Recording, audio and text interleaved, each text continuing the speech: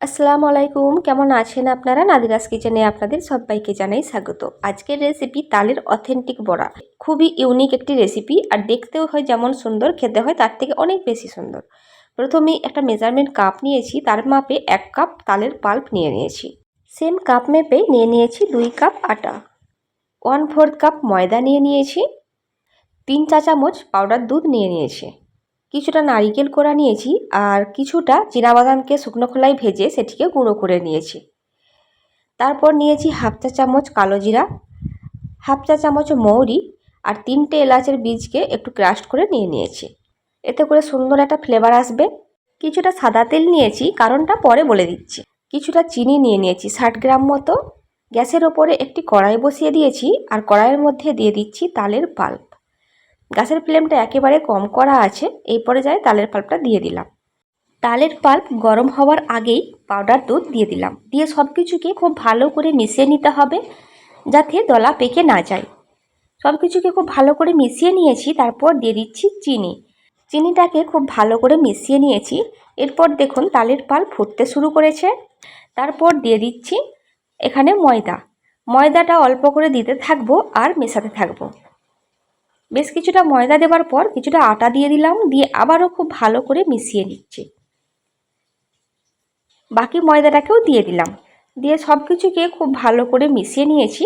তারপর দিয়ে দিচ্ছি এখানে বাদামের গুঁড়ো, নারিকেল কোড়া, দিয়ে সব কিছুকে আবারও খুব ভালো করে মিশিয়ে নিতে হবে।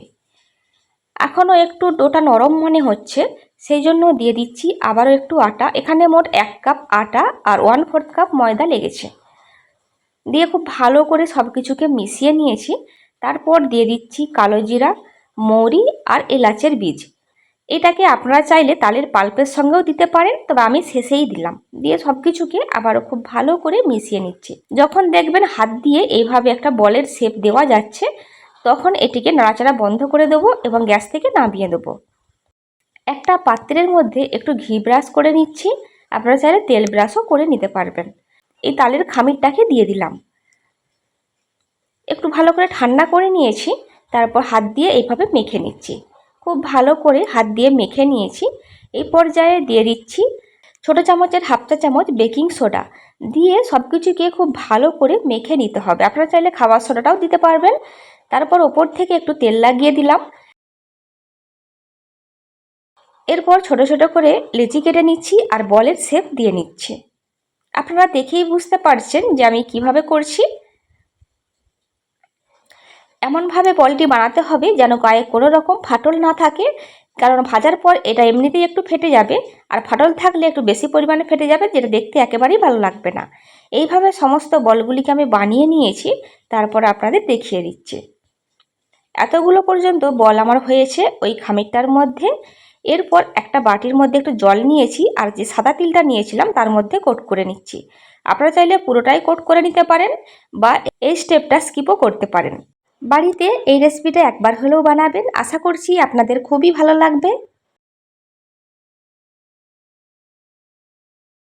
এইভাবে সবগুলিকে বানিয়ে নিয়েছি। এবার দেখুন দেখতে ঠিক এই রকম হয়েছে। গ্যাসের ওপরে একটি কড়াই বসিয়ে দিয়েছি, আর তার মধ্যে দিয়ে দিচ্ছি বেশ কিছুটা সাদা তেল।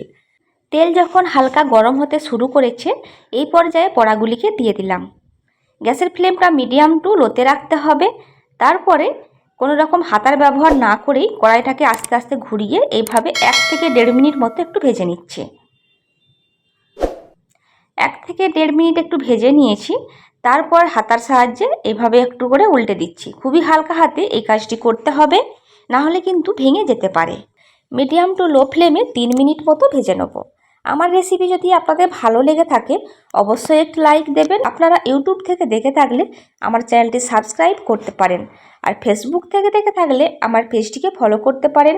সম্ভব হলে আত্মীয় পরিজনদের মধ্যে আমার রেসিপিগুলি শেয়ার করতে পারেন। এইবার আমি একটা স্টিক দিয়ে দেখে নিচ্ছি যে ভেতর থেকে কাঁচা আছে কিনা। দেখুন স্টিকটা কিন্তু পরিষ্কার আসছে, তার মানে এটা পারফেক্টভাবে ভাজা হয়ে গেছে। এবার এগুলিকে তুলে নিতে হবে। তারপর আপনাদের আমি দেখিয়ে দেবো। আমার রেসিপি আপনাদের কেমন লেগেছে অবশ্যই আমাকে কমেন্ট করে জানাবেন।